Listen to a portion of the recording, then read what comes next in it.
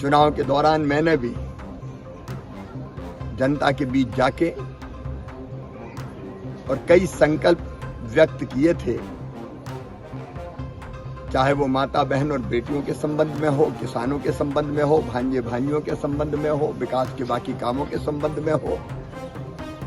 जैसे यही हमने तय किया था कि नर्मदा लोक बनेगा, ये सारे संकल्प पूरे हों, नई सरकार इन संकल्पों को पूरा करेगी।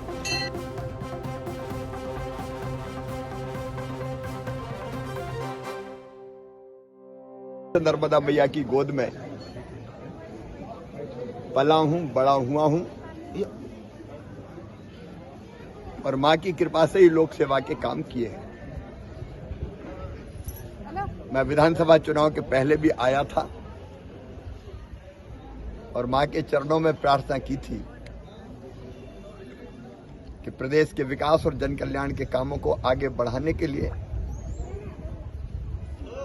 और प्रधानमंत्री जी की योजनाओं को ठीक ढंग से क्रियान्वित करने के लिए मां भारतीय जनता पार्टी की सरकार बने, भारी बहुमत से भारतीय जनता पार्टी की सरकार बनी है। तो मैंने उस समय संकल्प किया था कि मैं दोबारा फिर मां के चरणों में प्रणाम करने आऊंगा। आज मां की पूजा अर्चना की, चरणों में प्रणाम किया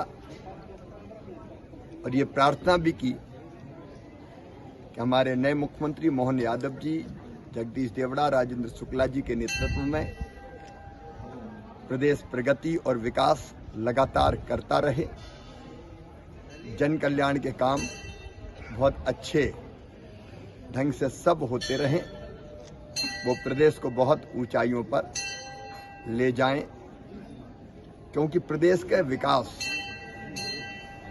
निरंतर जारी रहता है।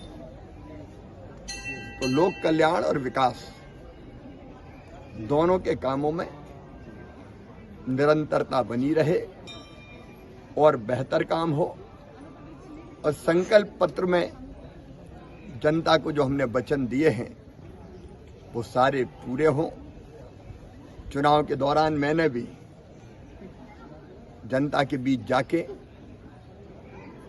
और कई संकल्प व्यक्त किए थे, चाहे वो माता बहन और बेटियों के संबंध में हो, किसानों के संबंध में हो, भांजे भाइयों के संबंध में हो, विकास के बाकी कामों के संबंध में हो।